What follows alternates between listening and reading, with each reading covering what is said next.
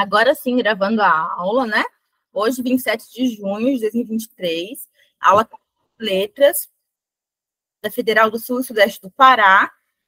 Hoje, a gente combinou de discutir um texto da professora Marisa Lajolo. Boa tarde, meninas que entraram agora. Sidney. Boa tarde. O Arliton, estou permitindo para ele entrar. Pronto.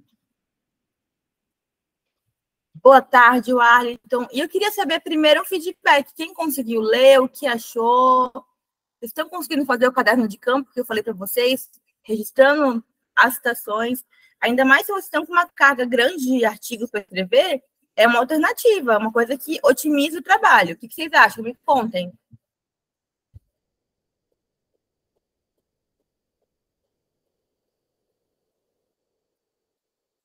Um de cada vez, por favor.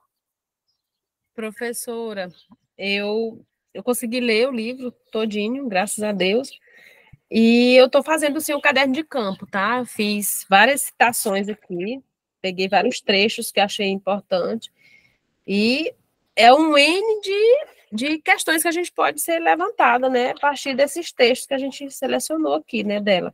Isso. Ela, não sei se já é para começar a falar um pouco do que a gente leu ou não. Pode falar. Porque pode? Bom, eu separei diversos trechos da obra da Lajolo que eu acredito que pode ser usado, né, para a gente trabalhar a leitura e também, até nesses artigos que a gente está fazendo agora dos outros professores, né, pode ajudar também, né. E a Lajolo, ela fala muito sobre a questão, por exemplo... Só um minutinho, professora, deixa eu só dar uma olhada bem aqui. Tranquilo. Olha, gente, isso que a Joana falou é muito verdade. Aproveitar o texto de uma disciplina em outra disciplina é muito inteligente, viu? Otimiza, diminui o trabalho, vale a pena. Por exemplo, eu peguei uma parte aqui do texto dela, que ela fala bem assim, na página 7. A leitura não esgota seu poder de sedução nos estritos círculos da escola. Então, foi a primeira parte que eu peguei dela, que eu acho que é interessante. Porque o ciclo da escola, ele é um ciclo muito importante, claro, né? Às vezes o aluno ele vai ter o único acesso à leitura na escola. Só que a gente tem que analisar que não é o único, né? O aluno lê, né? O aluno lê por diversos meios, né? Pelo celular, através de um filme, através de uma notícia, através da rua mesmo onde ele anda, ele lê. Mas, assim, às vezes existem tipos de leitura que só a escola proporciona. E aí nós que estamos nessa função de professores, a gente tem que proporcionar a esse aluno, talvez, diversos tipos de leitura que, às vezes, o dia a dia dele não tem essa mesma disponibilidade. Hoje, por exemplo, a Laudinéia postou lá uma palestra que teve, né, da professora, deixa eu ver como é o nome dela, Leonor Werneck, da UFRJ, e eu assisti a palestra dela, fantástica, falando sobre a leitura, ela falou sobre a literatura infanto-juvenil, e ela fala também essa questão que a Lajolo comentou aqui, né, bem no início do texto dela, ela fala que todos nós lemos o tempo todo. Só que a escola, ela tem um papel privilegiado, né?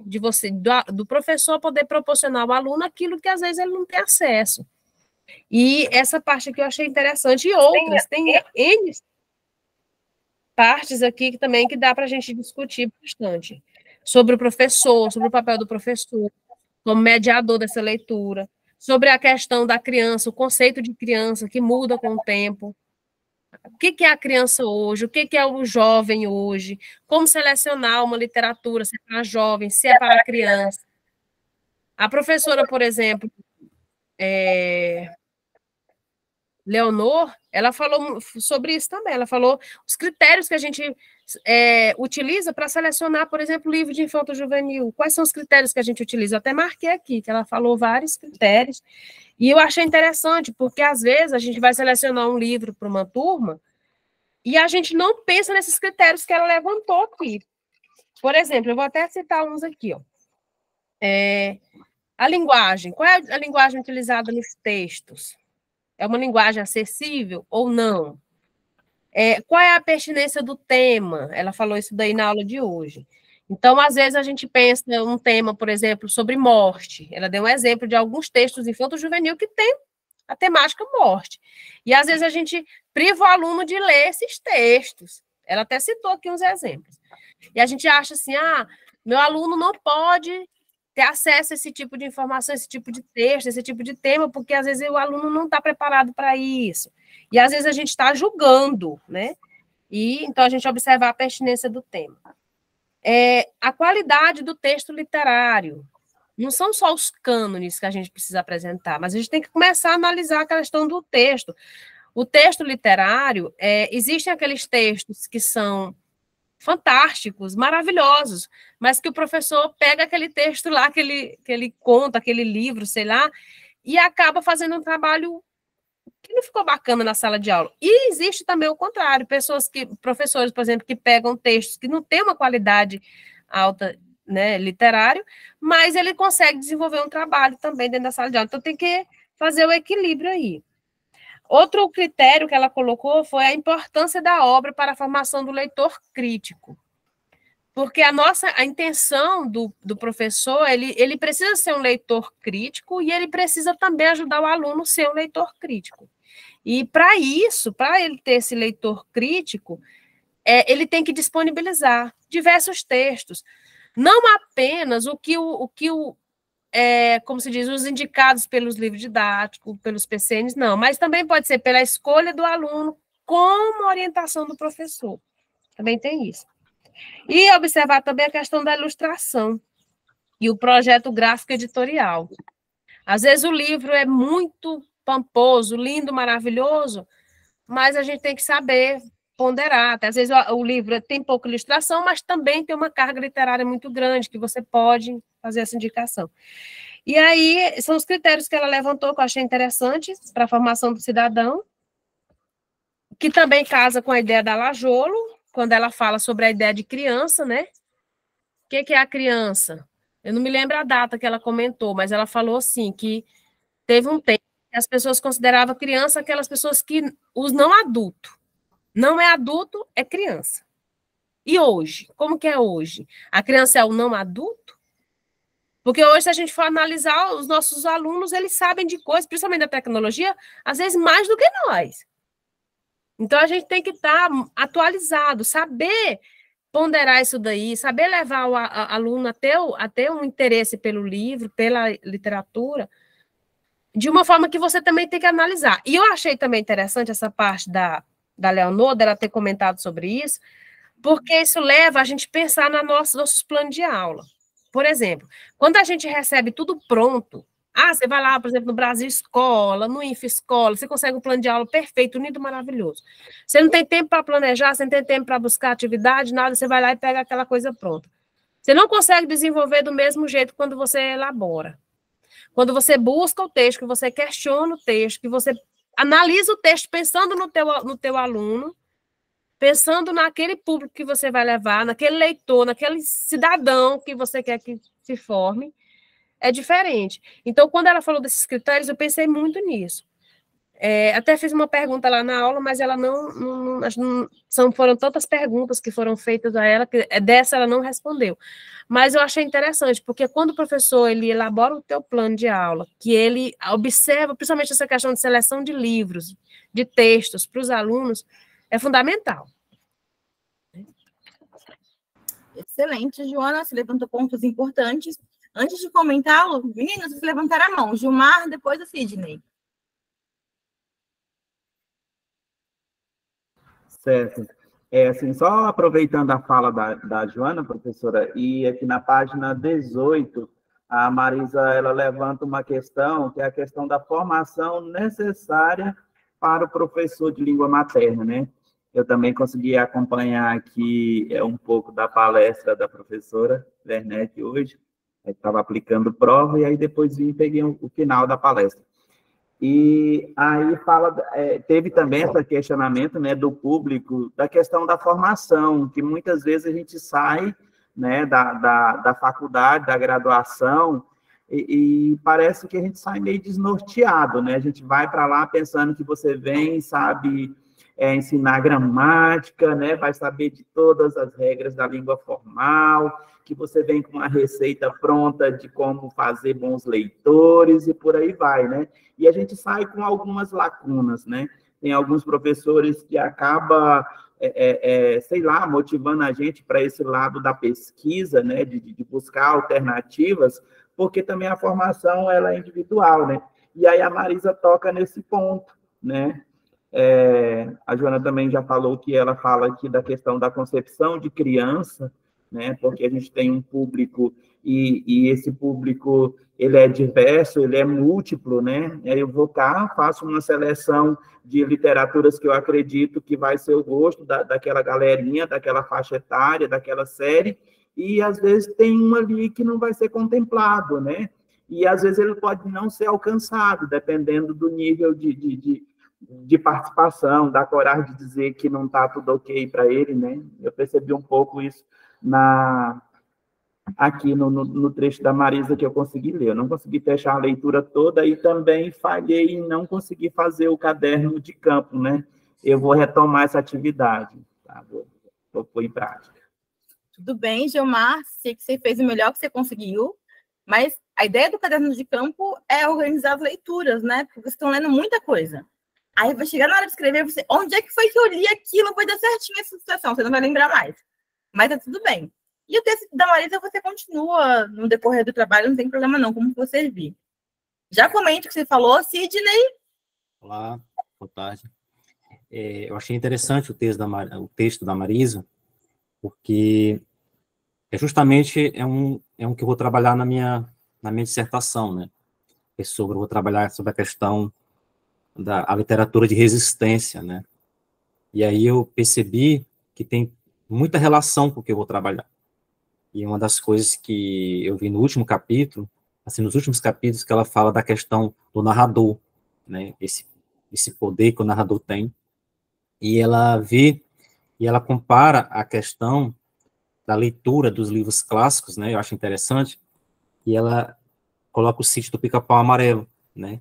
E que mostra a Dona Benta, a Dona Benta não,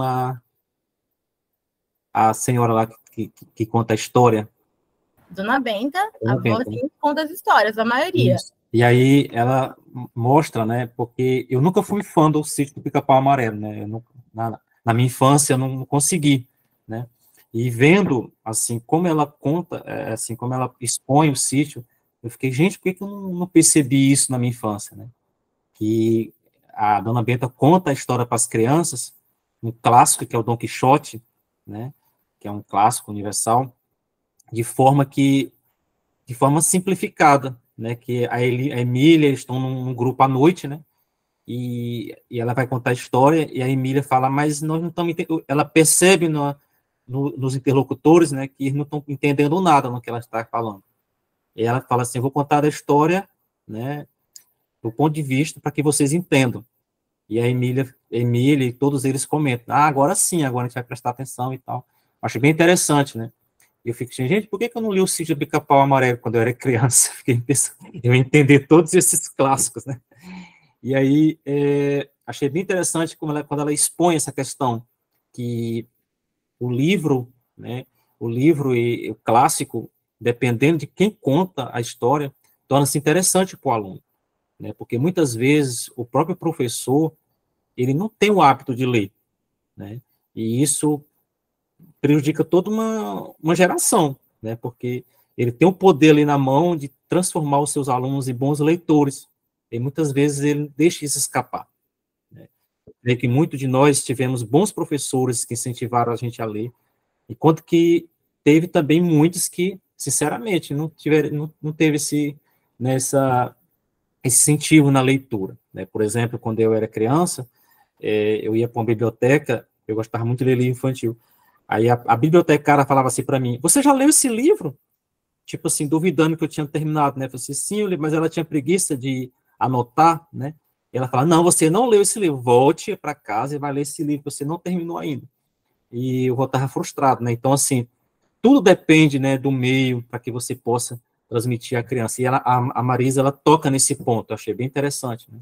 Essa questão da transmissão do texto, né, que é muito importante. Perfeito. Antes de dar a palavra para os colegas que estão aqui com a mão levantada, Alessandra Jean, acabou na aula, eu te respondo, tá? Você perguntou lá no WhatsApp. Acabou na aula, já respondo você. Bom, gente, vocês levantaram pontos importantes, mas um ponto comum na fala dos três, 2 pontos que me chamaram bastante atenção, é quem é essa criança, né? O que a gente espera de uma criança? Teve uma época que eu tive a oportunidade de fazer uma pesquisa para a Marisa, com o livro dela, em que a gente tinha que discutir, pesquisar como é que era a criança na história, como é que era essa criança, como é que vai mudando. E quando eu cheguei aqui em Roraima, eu descobri que mesmo no mesmo período, a criança muda com a localidade. As crianças que eu dava aula em São Vicente, litoral de São Paulo, são diferentes das crianças que eu encontrei aqui em Boa Vista, pelo menos, que devem ser diferentes das crianças do Pará. Tem diferentes culturais que interferem diretamente no ensino, no perfil, no comportamento. E olhar para essas crianças, identificar quem são essas crianças, o que eles esperam, é essencial, você tem razão. E aí passa pelo segundo ponto que vocês tocaram, a recepção. A professora Marisa Lajolo, ela foi orientanda do professor Antônio Cândido, né? E o professor Antônio Cândido foi quem trabalhou com a estética da recepção. Para quem não sabe, ele foi a primeira pessoa que falou aqui no Brasil, né? E aí, como é que os leitores recebem isso? O que eles acham? O que eu escrevo chega no leitor e aí que eu vejo a recepção. O que eles esperam? A Dona Marisa tem bastante trabalho com isso, com as cartas do Lobato, só para vocês terem uma ideia. Tem leitores do Lobato que escreviam para eles e pediam as coisas. Olha, eu estou com dificuldade de aprender ciências. Escreve um livro sobre ciência que você fez da gramática. E aí o Lobato ia escrevendo de acordo com o que eles iam pedindo. Sidney, esse sentimento que você teve de não ler Lobato na infância, eu também tive, viu? Primeira vez que eu li Monteiro Lobato foi no primeiro ano da faculdade de graduação, com a professora Marisa. Nunca tinha lido Monteiro Lobato quando era criança. Então, essa vivência de ir na biblioteca pública, de pegar um livro, não era tão fácil o acesso. Compartilho com você, Sidney, viu? Já comento as outras coisas, mas os colegas querem comentar também. Nazaré, você primeiro. Boa tarde, mais uma vez. Eu achei 2 pontos aqui importantes, assim como o Gilmar também não consegui terminar a leitura, estou quase finalizando, mas eu achei vários pontos importantes, eu estou grifando, né, os pontos, não fiz o caderninho, mas eu estou grifando aqui o primeiro para depois passar para o caderno. Na página 15, quando ela diz assim, ou o texto dá um sentido ao mundo, ou ele não tem sentido nenhum. E o mesmo que se pode dizer de nossas aulas. Né? Esse ponto aqui me chamou bastante atenção. Ou seja, eu trago isso para nossas vivências, né? Para as nossas aulas. Porque quando nós vamos dar uma aula, por exemplo, que ela não tem tipo um sentido, igual a Joana falou aí, né? Quando você pega uma aula pronta, ela está ali muito bonita, né? Mas às vezes aquele bonito que está ali, quando você vai aplicar aquilo em sala de aula, veja, é algo frustrante. Tá bonito ali, mas você não consegue desenvolver uma boa aula, né? E assim mesmo é o texto, né? Nós temos que dar um sentido a esse texto, né? Ou então ele não tem sentido nenhum. É quando eu peço para o meu aluno, por exemplo, ele escrever um texto que não tem nada a ver com a realidade dele, né? Ele vai se sentir, eu não sei escrever, né? Ele vai se sentir frustrado, mas deixa você pedir a ele algo que seja algo que ele goste, né? Tenho certeza que vai sair ali um texto maravilhoso. E uma outra parte que até o Sidney também falou um pouco, na página 16, quando diz assim, os alunos não leem, nem nós. Os alunos escrevem mal e nós também. Eu achei bem interessante, né? Porque o que é que nós estamos vivendo hoje, assim como eu, né, os demais colegas, a gente está enfrentando algo muito difícil em sala de aula. Os nossos alunos, eles não querem mais ler, né? E, às vezes, nós somos, né, o incentivo para esses alunos, porque, às vezes, nós também, a gente não dá um exemplo, né, de que a gente está lendo. Às vezes, eles passam, olha, o professor está no celular, mas, às vezes, essa ideia que eles têm de celular, não, assim, não é de leitura, que você está ali no celular lendo um livro, né? Pensa que você está no WhatsApp, Instagram, outras coisas, né? Então, eu acredito que essa afirmativa aí, né, ela faz parte, né, do nosso dia a dia, porque nós somos falhos também, e nós não devemos colocar essa falha somente nos nossos alunos, porque nós também somos falhos. Era isso.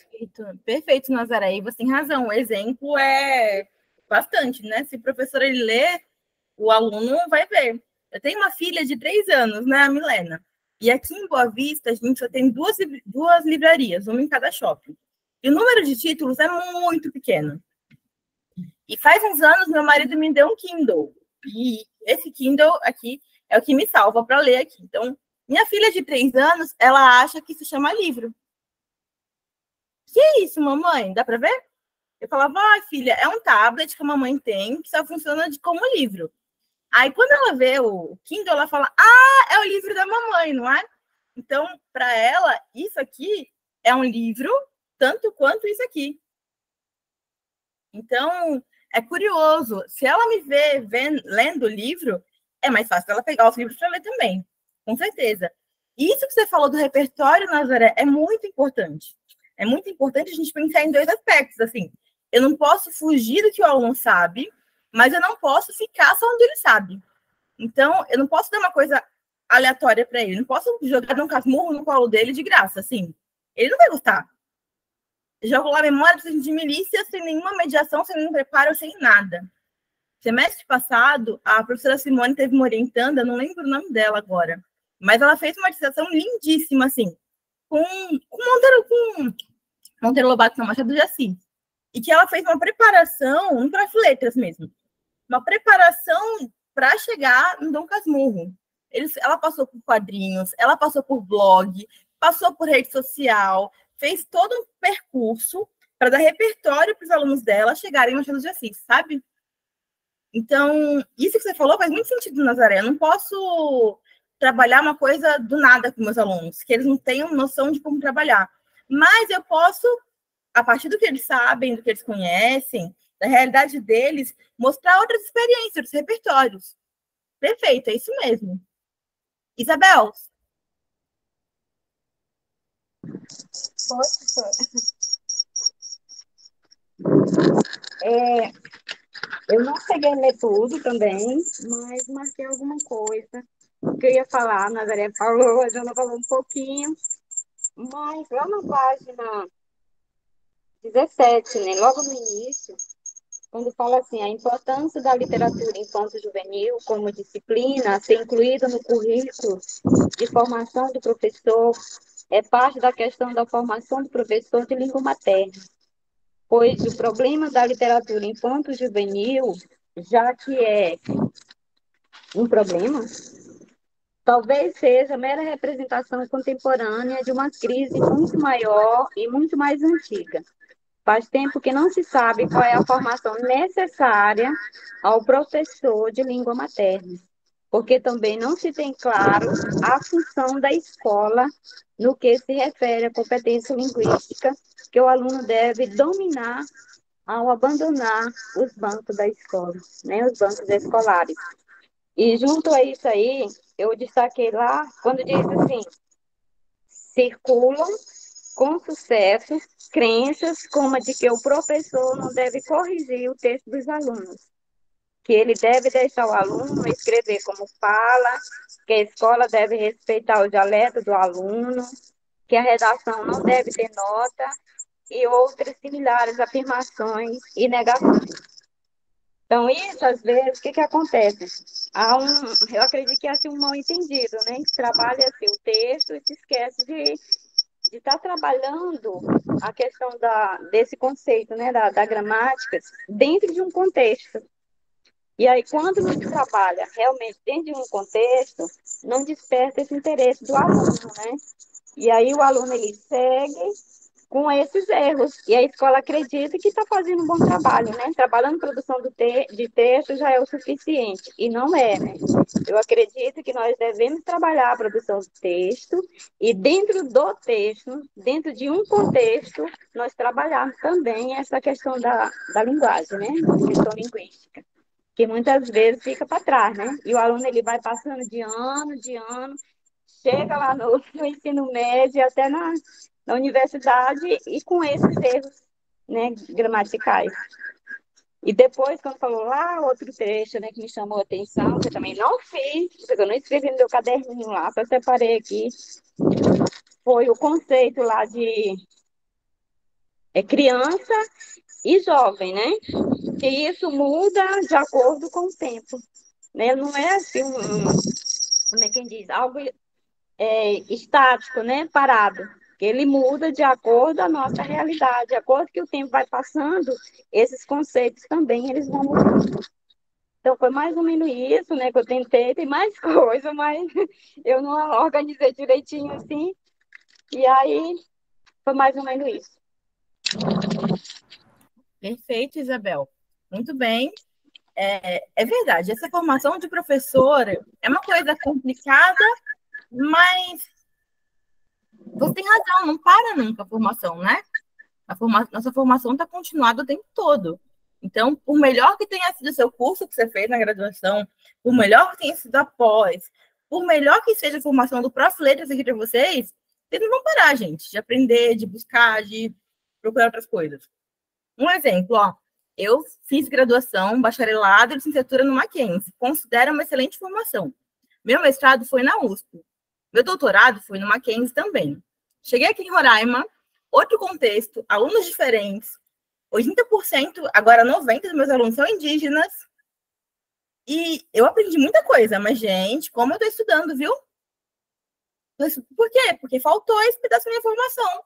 Mas quem imaginar lá em São Paulo, na capital, que eu ia precisar trabalhar com literatura indígena? Assim, eu estudava literatura infantil, juvenil, passava pelos clássicos. Então, eu preciso me formar, preciso estudar. Então, eu tenho que fazer o quê? Tenho que ir atrás de livro. Comprei livro aqui de literatura indígena, estou estudando, estou doutora. E tá faltando informação, eu não sei. Então, o professor olhar para si e falar, olha, eu preciso aprender, falta nisso. Porque não dá para você imaginar uma formação ideal, perfeita, né? Então, você precisa trabalhar. E é importante também ter com quem contar. Um professor, um orientador. Faz mais ou menos um mês, eu mandei mensagem para a Marisa e falei, professora, já ajuda, né? Falei para ela que eu precisava, o que estava acontecendo. Ela falou, olha, você já tentou esses autores? Esse autor, ele é o máximo. Você conhece ele? Ele trabalha com literatura indígena, pode ser um caminho para você começar. E ali, assim, deu uma luz, e eu comecei a achar outros autores, falar com outras pessoas, sabe? Eu acho que tanto a formação continuada quanto essa rede de apoio de professores é muito importante para a gente na vida inteira. Você entrou na sala de aula, você precisa do colega do lado, seja da mesma escola, seja da universidade. Eu achei muito bom que a Annalise colocou logo no começo da aula. Que boa convivência com vocês. É isso, guardem vocês, esses colegas, esses amigos, porque quando o negócio apertar, porque vai apertar, seja na qualificação, na defesa, ou na sala de aula mesmo, hoje, ou daqui a 10 anos, vocês vão ter amigos para ligar. Fala, e agora, o que eu faço, gente? Aconteceu isso, que estratégia vocês sugerem? Sabe? Porque é isso, é importante. E a produção de texto, Isabel, eu acho que a gente não pode pender para um lado nem para o outro, sabe? A gente não pode ser opressor e tacar a caneta vermelha e falar, olha, você não escreve. Eu lembro que no meu ensino médio eu ficava assim agoniada, porque a minha professora, eu adorava a professora de português, mas ela falava que meu texto não tinha coesão nem coerência. E eu não fazia ideia do que significava isso. Sabe? Toda vez ela escrevia texto sem coesão e sem coerência. E eu olhava para a cara dela e perguntava, e ela explicava, eu não entendi o que era. Eu demorei um bocado para entender o que ela queria dizer comigo, sabe? Então, a gente não pode nem sair para esse lado, nem o outro lado você falou assim, olha, tá tudo bem, tudo pode, como vai, sabe? É meu papel, o papel de vocês, como professores, ajudar os alunos. Ah, eles estão no mestrado, são professores de português formados. Eu não vou corrigir o texto deles? Opa! Se eu posso contribuir de alguma forma para vocês melhorarem o texto de vocês, no mestrado, no doutorado, na graduação, na educação básica, eu vou ajudar. Mas de uma forma respeitosa, que eu considere o repertório de vocês, que eu entenda o que vocês querem dizer, sabe? Última referência da professora Marisa de hoje, que eu estou lendo o texto dela, estou lembrando bastante das aulas com ela. Uma das primeiras reuniões do grupo de pesquisa com ela sempre juntava todo mundo, graduação, mestrado, doutorado, todo mundo junto para orientar. E aí ela falou, alguém falou da palavra epistemologia. E aí ela, você sabe o que é? Aí eu falei, é estudo de cartas? Aí ela olhou para minha cara assim e falou, não é. Mas por que você pensou nisso? Ela não falou, nossa, como você é burra, você faz letras, não sabe o que é epistemologia, sabe? Mas ela quis saber o percurso. Em algumas vezes ela falou, trabalhando com a gente, que às vezes uma hipótese pode não estar certa, mas o caminho que ela faz leva algumas coisas para a gente pensar, né? Leva para descobrimentos, caminhos. E eu falei, olha, porque eu acho que epístola é carta, a palavra aparece. Ela falou, esse é o caminho, você vê, ela falou que parece, mas epistemologia vem de episteme, que é outro radical. E aí me explicou, sabe? E a partir dali eu aprendi duas coisas, na graduação ainda. Que não precisa ter medo de fazer hipóteses, de falar, pode ser isso, de me arriscar. E que eu posso usar o conhecimento que eu já tinha para descobrir as coisas, né? Então, quando a Isabel fala, olha, não dá para deixar o texto a Deus dará, não dá mesmo, Isabel. Porque você vai ser relapso, vai lavar as mãos ali e falar, te vira, peão. Não dá.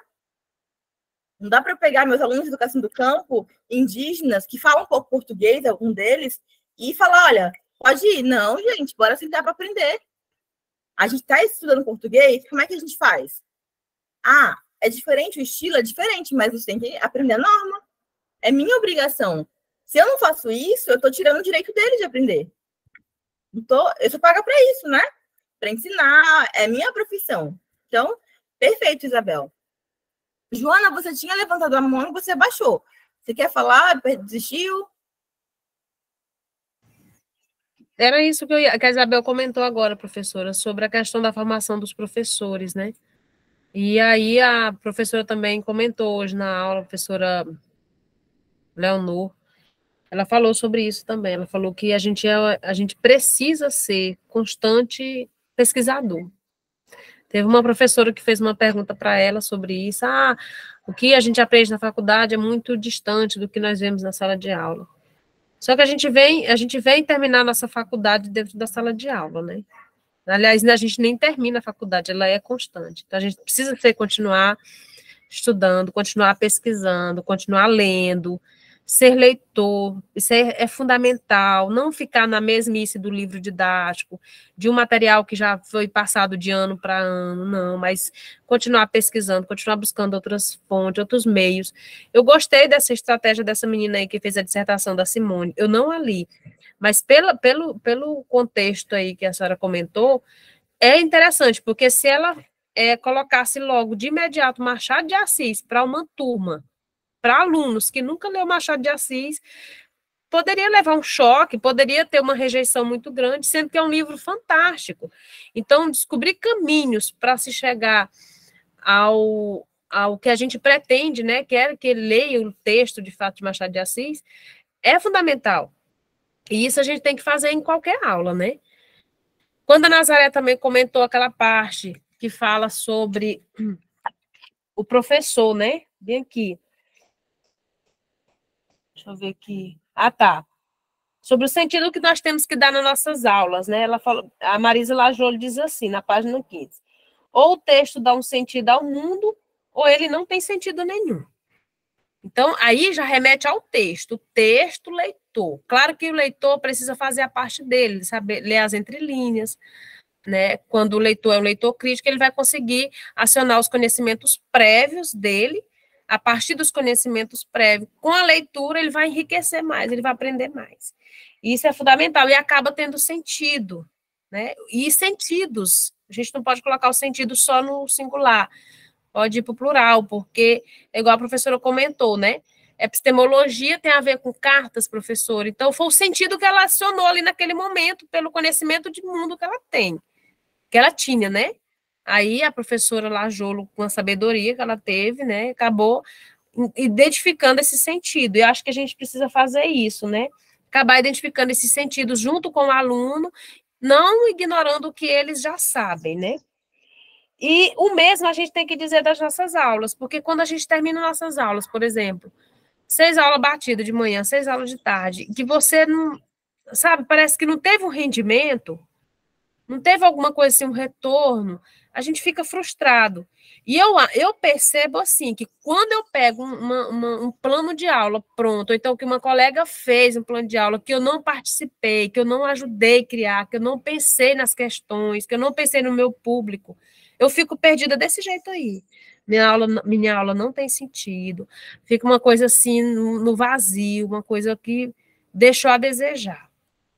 Quando eu elaboro, quando eu penso no aluno, fulano não consegue ler isso daqui, fulano não tá lendo, por que fulano não lê? Por que cicrano não consegue entender? Eu faço uma pergunta tão simples, ele não consegue compreender, por quê? Então, quando eu começo a colocar o aluno como sujeito, observar ele como sujeito, como ser humano que está lá, que não está entendendo o que eu estou falando, eu acho que dá mais sentido. Eu acho que é isso aqui que a Lajolo quis dizer. Que as nossas aulas precisam ter sentido. Porque se ela não tiver, nós estamos passando um tempo na escola e, infelizmente, não está fazendo muita diferença.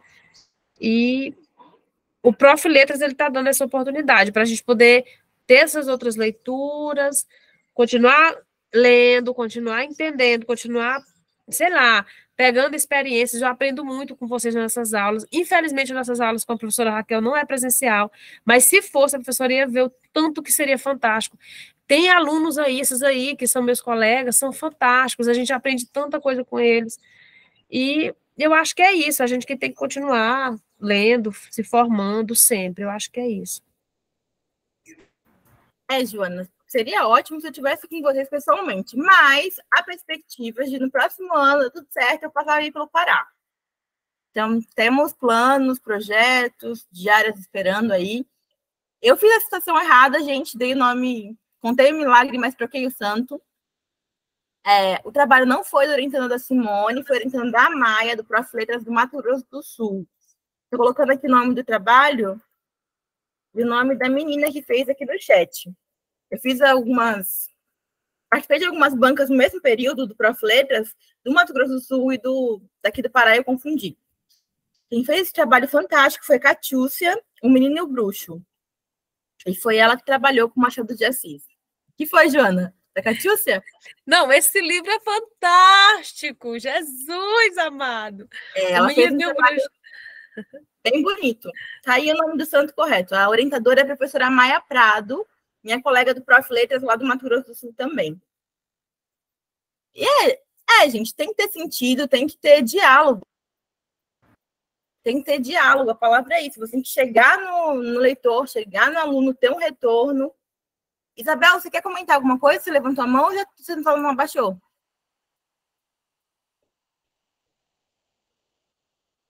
Isabel?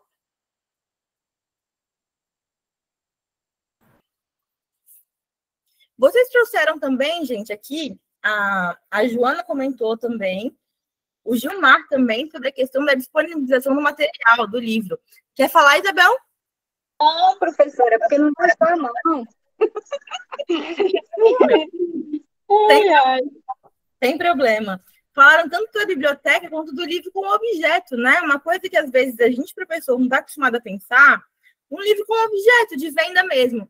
Então, quando eu penso em ilustração, na capa, no material que vou dar para o aluno, isso faz muita diferença. Esse semestre, eu levei um texto para meus alunos de graduação e fiz uma besteira enorme, né? Preparei a aula, deixei tudo certinho. Só que a impressão eu confiei em fazer na universidade. Deixei ali com a secretária o arquivo e aí confiei e fui para a aula. O que eu não esperava é que todas as impressões estivessem ruins, que a impressão estaria horrível. E para ler na sala de aula esse texto, gente, eu quase perdi a aula. Eu só não perdi a aula porque eu tinha um arquivo em PDF, os alunos, a maioria, tinham o celular na mão, e eu pude compartilhar pelo grupo do WhatsApp para eles lerem o texto. Porque se não fosse isso, se eu fosse depender do suporte da impressão de texto que eu levei, minha aula estava acabada. Isso aconteceu esse semestre aqui na UFRR. Então, a gente tem que pensar no suporte de que vai trabalhar do texto. Às vezes, quando a gente se forma em letras, a gente imagina no texto como uma coisa, umas ideias, as palavras, e esquece que uma edição para outra edição interfere diretamente na leitura. O tamanho da letra, as ilustrações, a capa, o material. O livro, ele é um produto. E a gente tem que considerar isso. A Elis está lá publicando, quando ela vai publicar o livro dela, ela sempre tem certeza, pensa na capa, no papel, como é que isso vai chegar no leitor. O Sidney falou aqui, olha, eu ia para a biblioteca mas quantos livros nossos alunos têm disponíveis para isso? Né? Para ter acesso a esses textos? A gente tem que pensar nisso também. Durante minha educação básica, os livros que eu tinha eram do Caminhando Leia Brasil. Vocês conheceram ele? Era da época de vocês, Caminhando Leia Brasil, que passava pelas escolas, uma biblioteca enorme. E eu adorava, porque não tinha programa público. E hoje tem programa público de livro, né? Então, meu marido dá lá na escola, na educação básica aqui na UFRR. Ele fala, as pessoas estão reclamando dos livros do PNLD, que tem que escolher, não sei o quê. Gente, a gente tem oportunidade hoje na escola pública de escolher os livros que vai trabalhar. É claro que tem uma série de questões de quais livros são escolhidos, mas tem acesso a livro, sabe? A maioria das editoras, a maioria, Moderna, FTD, a Abril, se você se cadastra no site, você é professor e você pede um livro de amostra, o livro chega em casa. Porque se um professor ganha um livro, a chance da turma dele ganhar o livro é grande. Então, as editoras mandam o livro para o professor.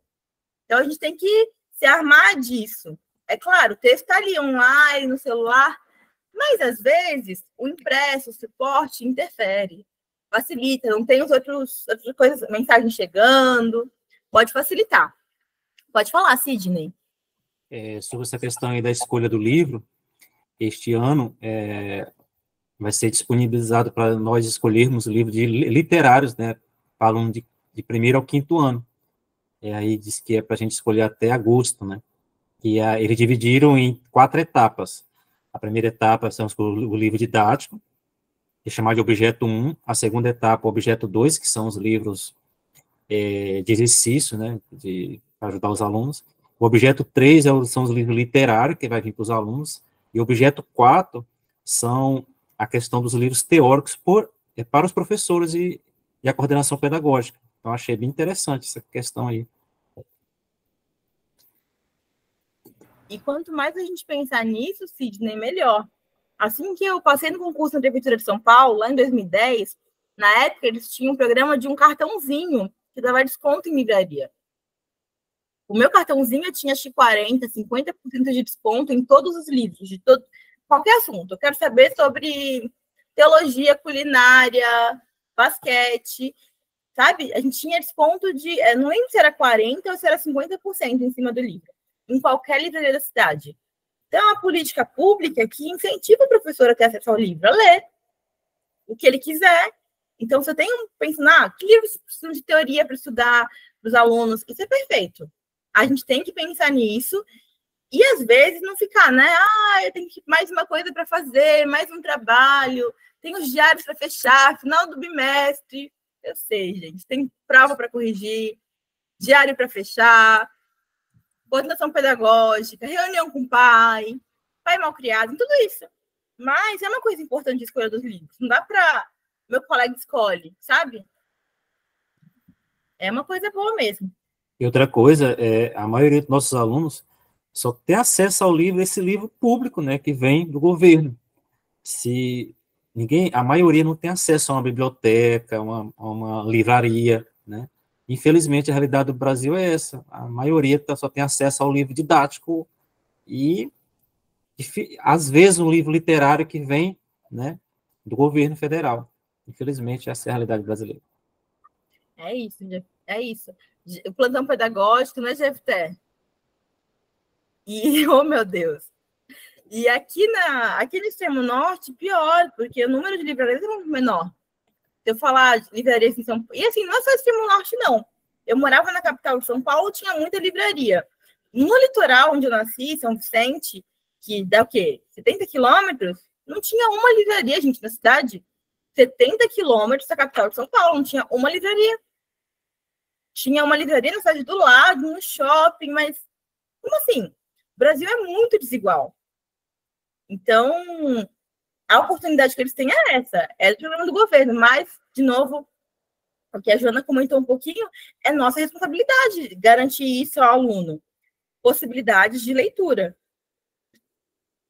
Você falou, Sidney, também, a Dona Benta, né, como mediadora de leitura, a professora Patrícia Beraldo, que vai dar aula para você semestre que vem, o doutorado dela é lindíssimo, sobre a Dona Benta como mediadora de leitura. Ela fala isso, ela discute essa figura que adapta Dom Quixote, que adapta aos clássicos em inglês, em espanhol, que adapta o Peter Pan. E é legal pensar nisso, que um escritor lá, o Lobato, ele escreveu para crianças na década de 20, 30 e 40. Ele já imaginava isso. Como é que eu vou trazer esses clássicos da literatura ou conteúdos da escola difíceis, como é que eu vou adaptar para a criança, para o meu leitor? E é o que a gente quer fazer hoje. Como é que eu vou levar Machado de Assis para os meus alunos em 2023, olha. Como é que eu vou fazer isso? É o que o Lobato tentava fazer com a Dona Benta. Então, vale a pena como exercício mesmo.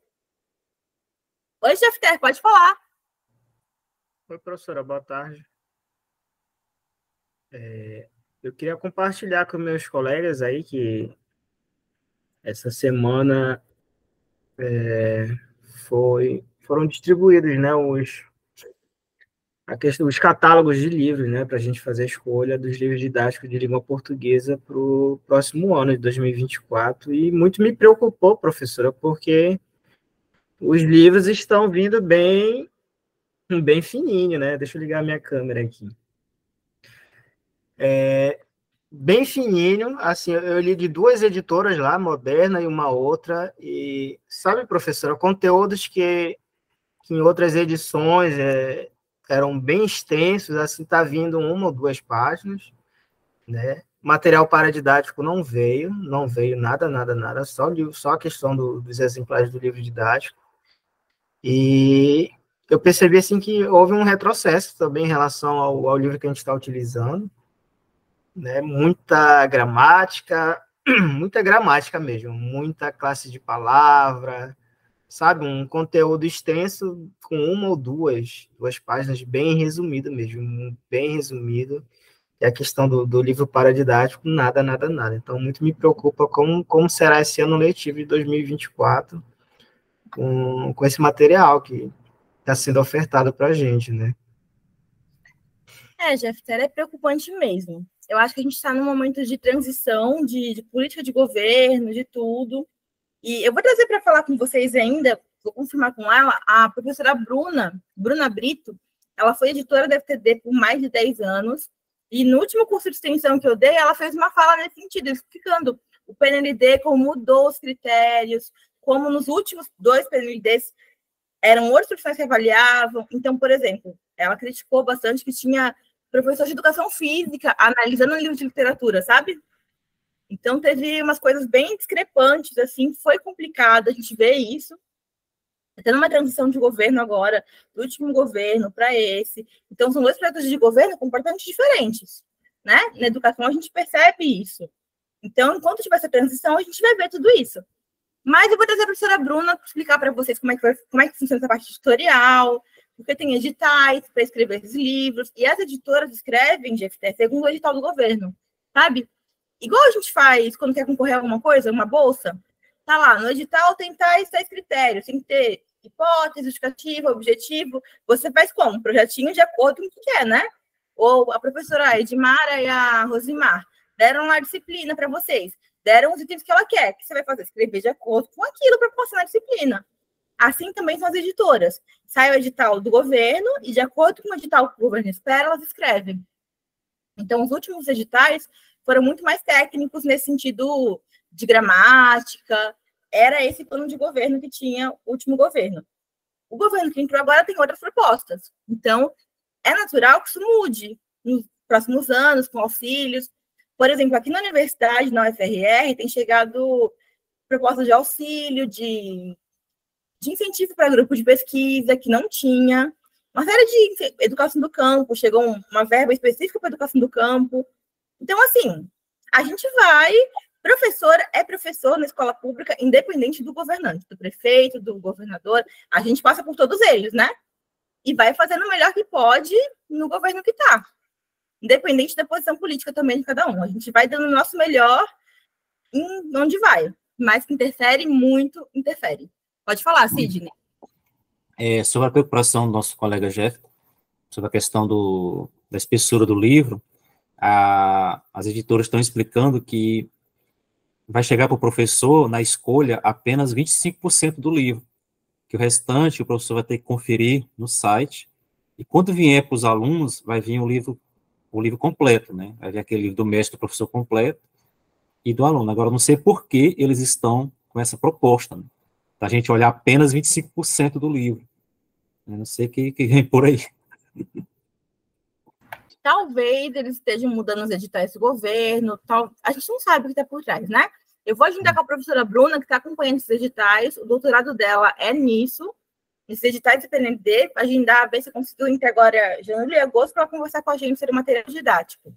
Falando sobre agendamentos, eu convidei a professora Islara é professora da Estadual de Goiás, para conversar com a gente na próxima aula sobre práticas de letramento literário. Isso a gente está falando aqui. Como é que eu trabalho literatura na sala de aula de educação básica? A professora Islara é privilegiadíssima porque ela é professora de literatura na Estadual de Goiás e professora de português em educação básica. Uma cidade em torno de Brasília, não lembro o nome, Nova Formosa, eu acho. Então, ela está com a gente, um pé na escola, um pé na universidade, igualzinho vocês.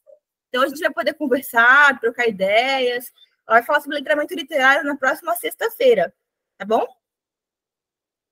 Mais algum comentário, gente, sobre o texto? Vou abrir aqui um pedaço para a gente conversar. Alguém teve alguma dúvida, leu, ficou com...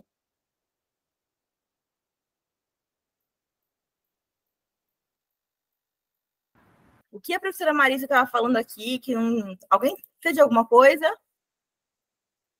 Nada? Só voltando à questão da estrutura do texto, achei bem interessante que a cada início de capítulo, ela faz uma homenagem a um escritor, né? Eu achei bem interessante, né? Fala daquele poema do Galo, né? Que transmite a mensagem. Eu acho bem interessante. Cada início de capítulo, ela faz uma homenagem. Um livro é lindíssimo, assim, a estrutura do livro, achei perfeita. Ela faz uma verdadeira homenagem à literatura, né?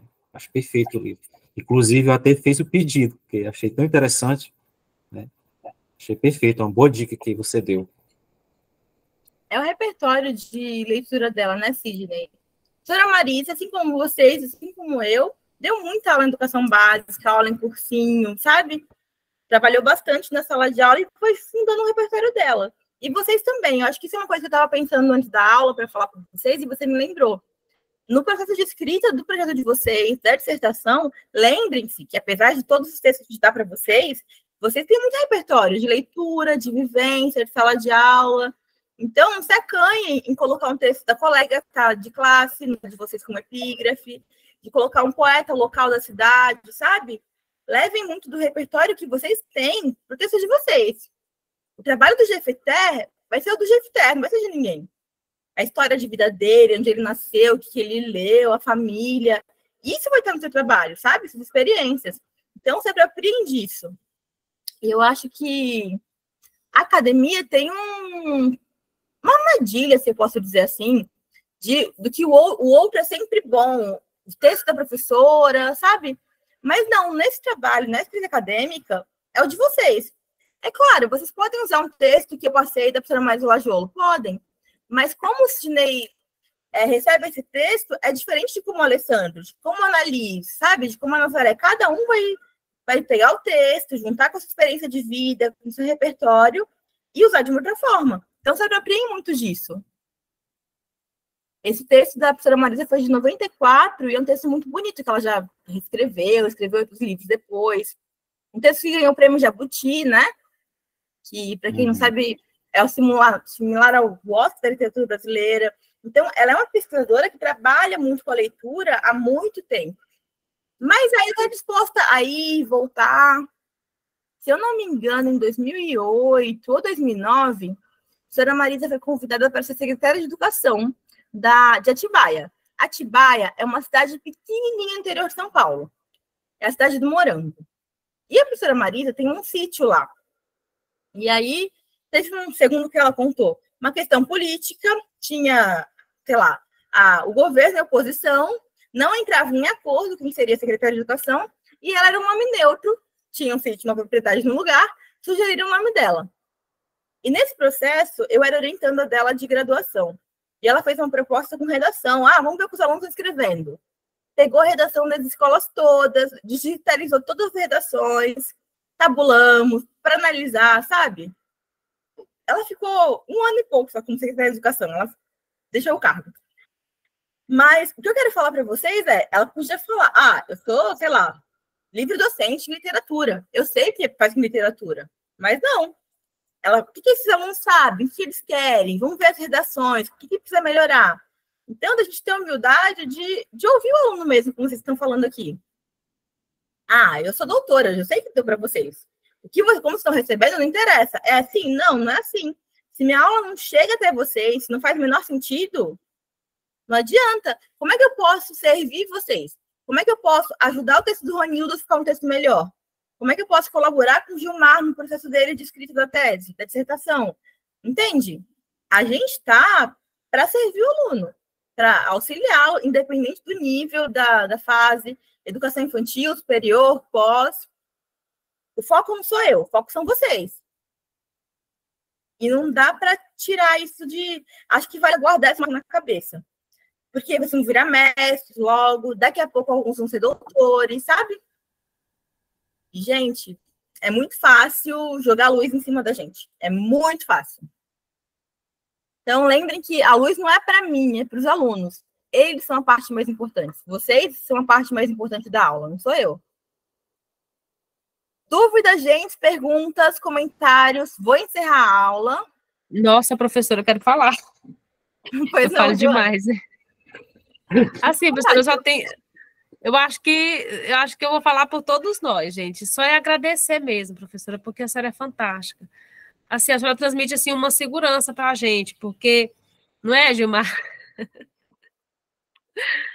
E quando a gente começa assim, uma pós, né, numa universidade federal, igual a Unifespa, que a gente sabe que vai ter que ter várias leituras, realmente ser compromissado, né, com o ensino, com a aprendizagem, nesse momento, esse processo de construção de conhecimento, que é constante.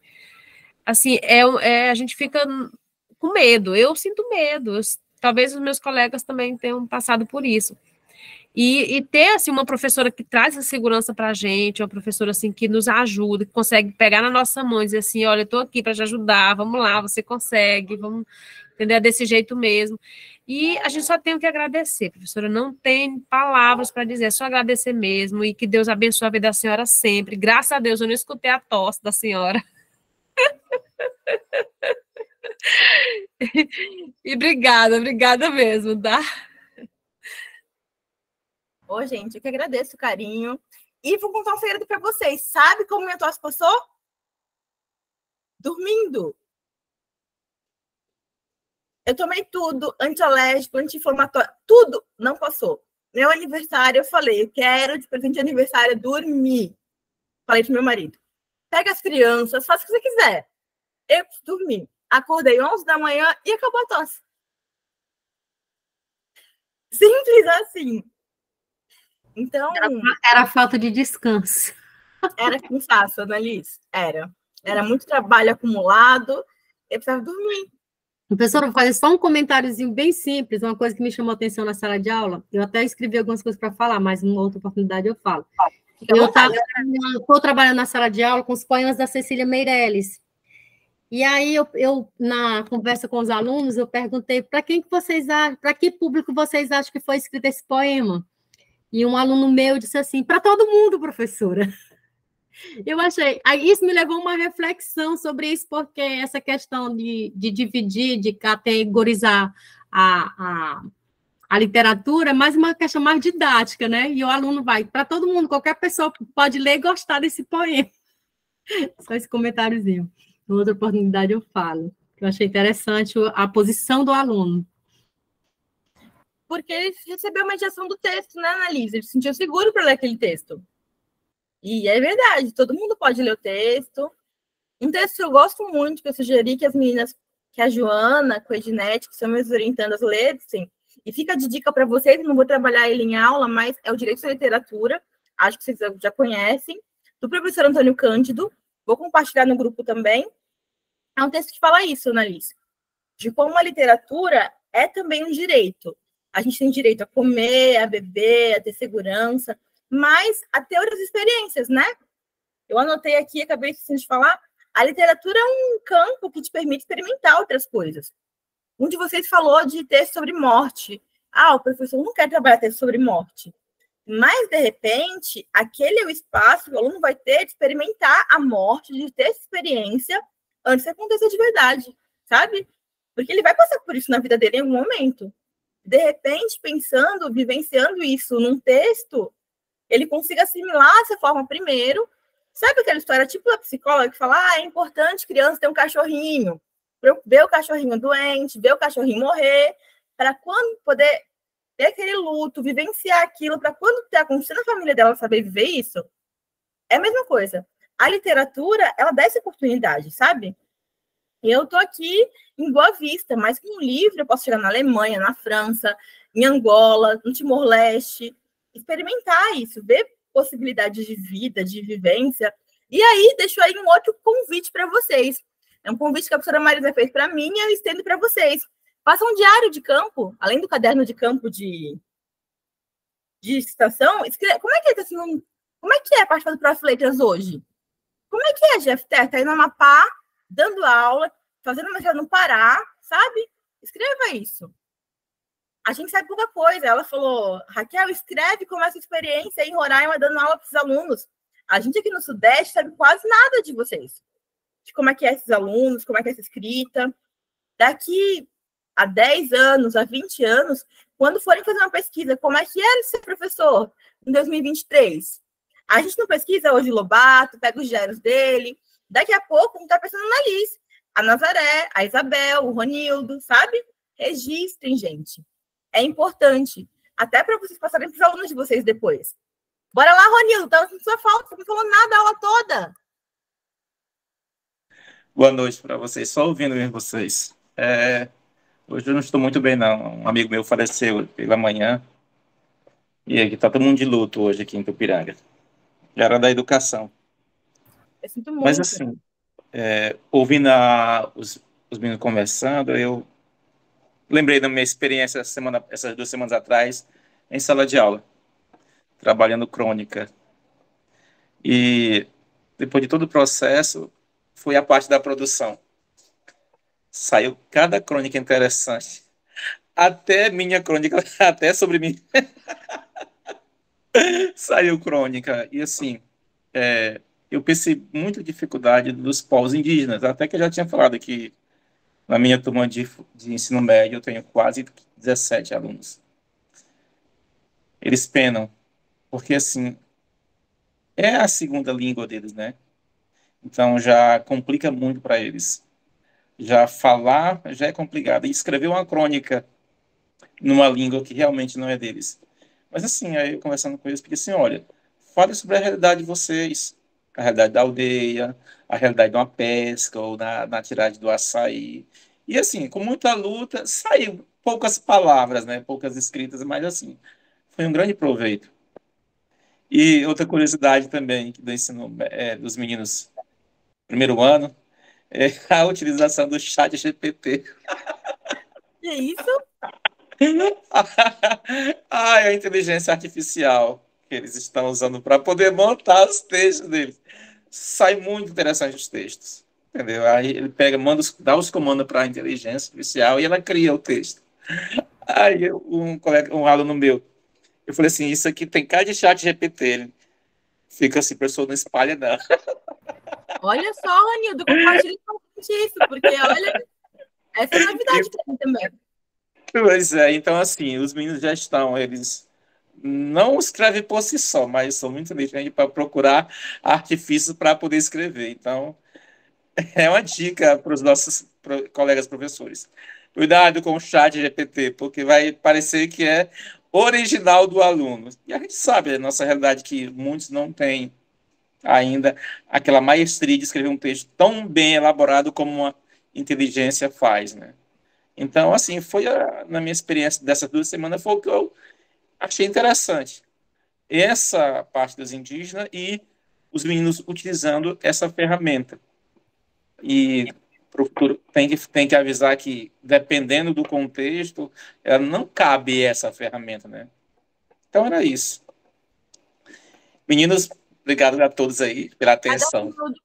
Vou deixar uma sugestão para você.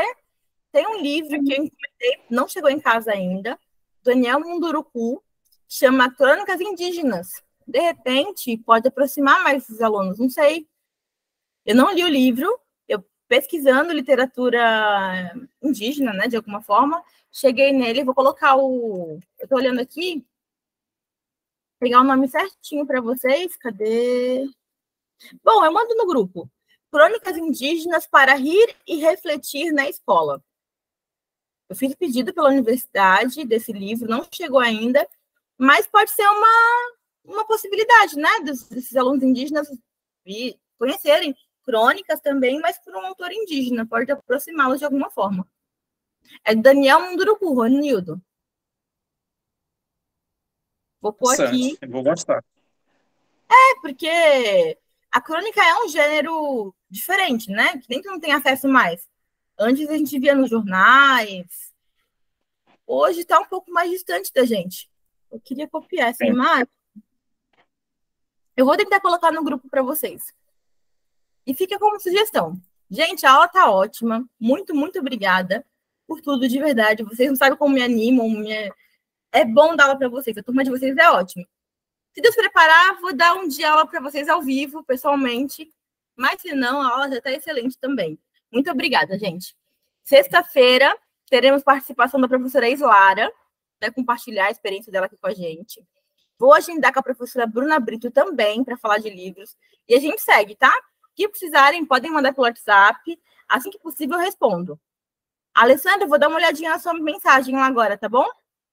Um abraço, galera. Até sexta.